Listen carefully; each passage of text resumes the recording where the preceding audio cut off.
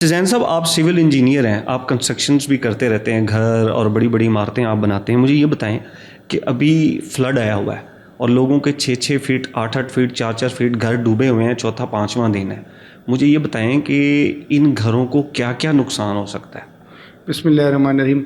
सबसे पहला नुकसान ये होता है कि जब किसी जगह पे पानी इतनी ज़्यादा मिकदार में आता है उसमें सेटलमेंट होने के बहुत ज़्यादा चांसेस होते हैं। सेटलमेंट क्या होती है कि बुनियादों की जो मट्टी होती है या रेत होती है, जो भी चीज़ होती है वो स्लाइड कर जाती है, हिल जाती है, निकल जाती है। ठीक है। तो स्लाइड होने से क्या होता है, जो हमारी फाउंडेशन जो है ना उसके अंदर क्रैक आना शुरू हो जाते हैं। जो फाउंडेशन बुनियादें हैं उसके अंदर क्रैक आ जाते हैं। जब वो क्रैक आते हैं ना तो उसके अंदर लाइन बन जाती है। इसी तरह वो चलते चलते ऊपर दीवारों के अंदर भी आ जाते हैं। ठीक है। जिससे उसका वक्त के साथ जैसे क्योंकि उसके ऊपर एक बिल्डिंग का पूरा लोड होता है, आपको पता होगा। ठीक है। जब लोड आता है तो सेटल होकर नीचे जाता है, क्योंकि नीचे स्पेस मिल रही है, वो नीचे मूव कर रही है। क्योंकि नीचे पानी था उसने ये प्रॉब्लम क्रिएट कर दिया।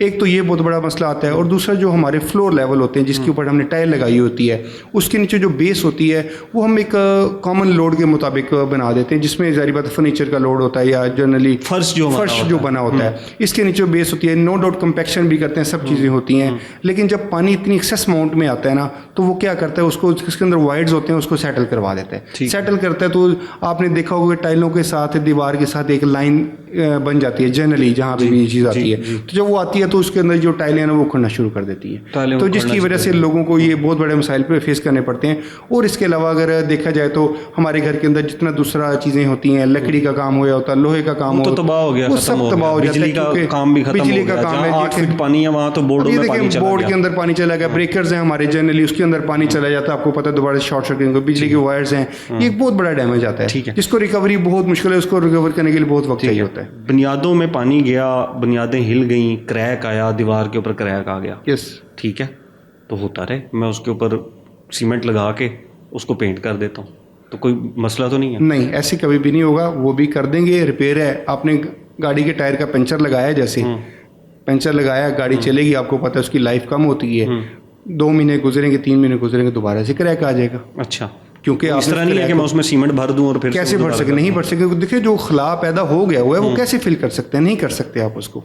तो इसका फिर क्या सोल्यूशन है? इसका यही सोल्यूशन है कि टेम्परेरी बेस पे देखा जाएगा कि किस लेवल का वो है। अच्छा। अगर उसमें बहुत बड़े लेवल का अगर है तो उसको स्ट्रेंथन करने के लिए मुख्तलिफ सोचा जाएगा कि डिज़ाइन क्या होना चाहिए। कि देखा जाएगा कि माइनर लेवल का क्रैक है या उसके अंदर मजीद मूवमेंट तो नहीं हो रही, उसको चेक करने का तरीकाकार होता है। मतलब है कि एक बाय प्रोफेशन देखा जाए कि क्या चीज़ ऐसी की जाए कि मय्यर किया जाए कि सेटलमेंट रुकी है या मजीद हो रही है। ठीक है, ये भी वक्त के साथ देखना ज़रूरी है। ठीक है। एक तो दीवार की होगी, अब अगर फर्श भी तो बैठ सकते हैं ना? बिल्कुल बैठ जाते हैं। लाइक बहुत फ्लड का पानी गया, अब आहिस्ता आहिस्ता ख़त्म होगा तो धूप लगेगी, क्रैक्स भी आएंगे। बिल्कुल ऐसी है। तो जब वो पानी जाएगा, अगर फाउंडेशन में वो हिला रहा है मिट्टी को, रेत को, तो फर्श में तो जाहिर सी बात है उड़ा देगा, तो फर्श भी तो नीचे धुस जाएगी, बिल्कुल ऐसी है। तो फिर उसका क्या सोल्यूशन होगा? उसके लिए यही होगा कि आपको उसके ऊपर महंगी महंगी टाइलें लगी हुई हैं। बिल्कुल है, आपको सारी की सारी टाइलें जितने एरिया में सेटलमेंट होगी आपको, जनरली फर्श में ये हो सकता है कि अगर सेटलमेंट की वजह से सारी साइडों पे आपके क्रैक आया है, आपने टेम्परेरी बेसिस पे ये होता है कि उसकी ग्राउट कर दिया जाए साइडों पे, अगर माइनर लेवल का क्रैक है। अगर बहुत बड़े लेवल के सेटलमेंट काफ़ी नीचे हो गई है तो उसमें आपको सारी की सारी टाइलें दोबारा से रीचेंज करनी होगी। आपको टाइलें उखाड़नी है, नीचे के फ्लोर की दोबारा से कंपैक्शन करनी है, प्रॉपर अच्छे तरीके से उसके ऊपर कंक्रीट करनी है, फिर मैंने आपको टाइल लगानी है वहाँ पे। अच्छा, अगर कुछ फर्श थोड़े से बैठे हुए हैं,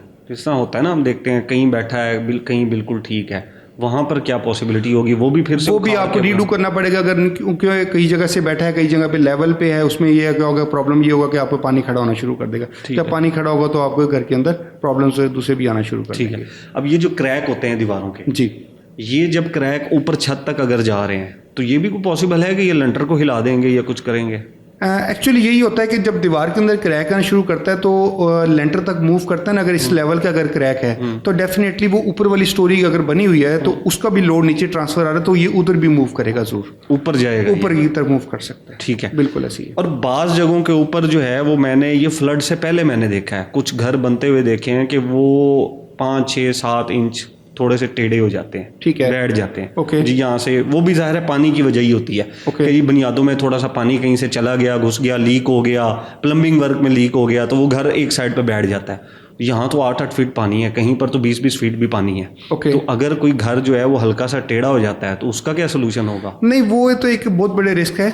देखिए एक पानी होता है कि कम मिकदार में आना, एक दफ़ा आ गया, सेटलमेंट होगी, बिल्डिंग वहाँ पे जाके सेट होगी, रोकी, लेकिन मैं वो कभी भी रिकमेंड नहीं करूँगा कि वो भी आपके लिए फिजिबल है। लेकिन यहाँ पे ज़ाहिर बात है लोग इतना खर्चा नहीं करते या करना नहीं चाह रहे, लोगों की जेब इजाज़त नहीं देती कि वो इतना खर्चा कर सकें, तो उसमें ना नुकसान तो ज़रूर होने के चांसेस होते हैं, आपको रिस्क नहीं लेना चाहिए।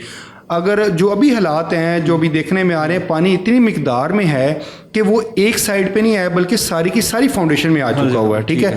सारी की सारी फाउंडेशन में आने की वजह से क्या हुआ है, तो एक तरफ अगर सेटलमेंट हो रही है ना, तो डेफिनेटली दूसरी जगह पे भी पानी फाउंडेशन में गया, उधर भी हो सकती है। तो आप एक बहुत बड़े रिस्क लेवल पे खड़े हुए, मेरा ख्याल है उस तरह का रिस्क नहीं लेना चाहिए अंटिल जब तक आप पूरी बिल्डिंग को सही तरह से देखना लें। पूरी बिल्डिंग रहे। तो ये जिन लोगों के घर हैं जो अफेक्ट हुए हैं, तो वो यानी कि जब ये पानी जाएगा, उतर जाता है 8 दिन 10 दिन जितने दिन भी लगते हैं, तो वो वापस जाकर फ़ौरन इस घर में शिफ्ट नहीं हो सकते। बिल्कुल नहीं हो सकते। सबसे पहले उनको घर का प्रॉपर एनालिसिस करवाना चाहिए, देखना चाहिए क्या कोई ऐसी नुकसानदेह चीज़ तो नहीं हुई, क्योंकि साइडों पे जो अब एक घर बनता है उसकी साइड पे एक डेड वॉल होती है, उसकी तरफ से अगर कोई घर नहीं है, फॉर एग्जाम्पल एक अकेला घर बना हुआ है, उसकी चारों तरफ आपने मतलब तीनों तरफ मट्टी लगाई हुई है, ओके। अब पानी इतना ज़्यादा है कि वो मट्टी स्लाइड कर गई है, अब आपको देखना है कि वो बिल्कुल फाउंडेशन एक बिल्कुल ओपन खड़ी है एंड तक, ठीक है। आपको पता है कि एक दीवार है, फॉर एग्जांपल उसकी एक तरफ से मट्टी या सपोर्ट नहीं लगी होती, तो दूसरी तरफ से हल्का से भी कोई चीज़ का लोड या प्रेशर आता है, वो दीवार गिर जाती है। अब एक इसी तरह घर के अंदर शिफ्ट होने से पहले ये देखना है कि उसकी सपोर्ट के लिए आपने प्रिकॉशन मेजर्स क्या लिए हैं, उनको ठीक करना है। छोटी छोटी अपने अंदर के फ्लोरों को देखना है, साइड सराउंडिंग को देखना है, उसके बाद इंश्योर करना है कि क्या दीवारों के अंदर इस पानी की वजह से क्रैक वगैरह तो नहीं आ गए, फर्श बैठ तो नहीं गए। कौन देखेगा आके? ये देखने के लिए कोशिश करनी चाहिए कि एक प्रोफेशनल बंदे को इंगेज किया जाए, सिविल इंजीनियर को इंगेज करें, या कोई कंपनी को बिल्कुल ऐसे ही है, वो आए देखें कि वो कह दे आपको कि जैसे कि अभी हमारी इधर बिल्डिंग्स हैं जिसमें बहुत सारी बिल्डिंग्स में आग लग जाती है, कंपनीज हैं वो आती हैं, देखती हैं, आपको एक रिपोर्ट देती हैं कि फिजिबल नहीं है, लेकिन उसके बावजूद भी लोग चले जाते हैं, वो एक रिस्क लेते हैं, लेकिन होना नहीं ऐसे चाहिए। तो इन शॉर्ट के जिन घरों में फ्लड आ चुका है अनफॉर्चुनेटली, वो घर में जो लोग हैं वो दोबारा शिफ्ट होने से पहले उस घर की चेकिंग करवाएं, उसकी इंस्पेक्शन करवाएं, और उसके बाद वो रिपोर्ट लेने के बाद वहाँ पर शिफ्ट हों। बिल्कुल ऐसी है, बेहतरीन की हाल यही है, ठीक है, वरना फिर कोई नुकसान हो सकता है। बिल्कुल हो सकता है, जब तक उसको इंश्योर करनी है, फाउंडेशन को ना देख लिया जाए, बाकी चीज़ों को ना देखे, उसके अगर घर सेफ है, पानी की वजह से कोई ऐसी सेटलमेंट, क्योंकि उसने घर अगर अच्छा बनाया हुआ, ऐसी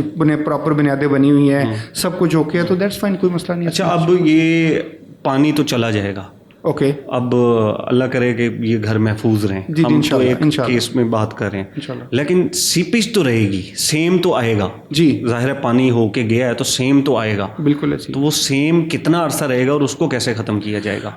अच्छा, ये सेम जो है ना, ये अब जो पानी एक दफ़ा आ गया ना, एक पानी के नतीजे, एक दफ़ा पानी चीज़ को लग जाए, ख़त्म हो जाए, वो जल्दी क्लियर हो जाता है। अब ये पानी आया है जो कि कम से कम 2-3 दिन 4 दिन हफ्ता जितने दिन रहता है, तो एक फॉर एग्जांपल एक ब्रिक ईंट होती है ना, तो वो पानी आपको पता पीती है, बहुत ज़्यादा चूस लेती है। अब वो तकरीबन पूरे घर की एक जगह पे जितनी भी ईंटें हैं ना, उन्होंने पानी पी लिया हुआ है, ठीक है, पानी पी लिया हुआ है। इसको ड्राई होने के लिए आपको पता है कि आपको टेम्परेचर चाहिए, जब तक प्रॉपर धूप नहीं निकलेगी।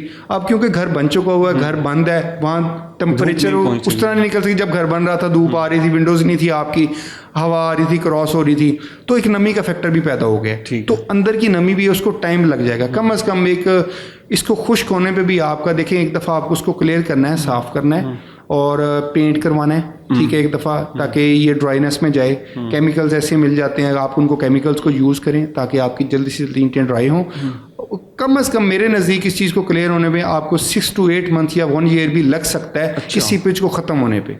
उससे पहले बिल्कुल ऐसी है, क्योंकि घर बन चुका हो, घर बंद है आपका, आप हीटर तो नहीं लगा के इसको कर सकते हैं अंटिल जब तक आपके डायरेक्ट धूप नहीं आए। अब घरों में कैसे धूप आएगी? वो नहीं आ सकती ना, केमिकल काम करेंगे, या उनको दरवाजे विंडोज खोल के रखनी पड़ेंगी ताकि एक मूवमेंट हो सके, या टेम्परेचर है, जैसे कमरा बंद होता है उसके अंदर एक टेम्परेचर अपना ही बन जाता है। अब हालांकि जब बाहर हम होते हैं तो कमरे के अंदर आते हैं तो टेम्परेचर का आपको फील हो जाता है कि यार टेम्परेचर डाउन है, तो इसलिए उसको खत्म करने के लिए ज़्यादा टाइम चाहिए होता है। 6 से 8 महीने लग सकते हैं। थैंक यू जैन साहब।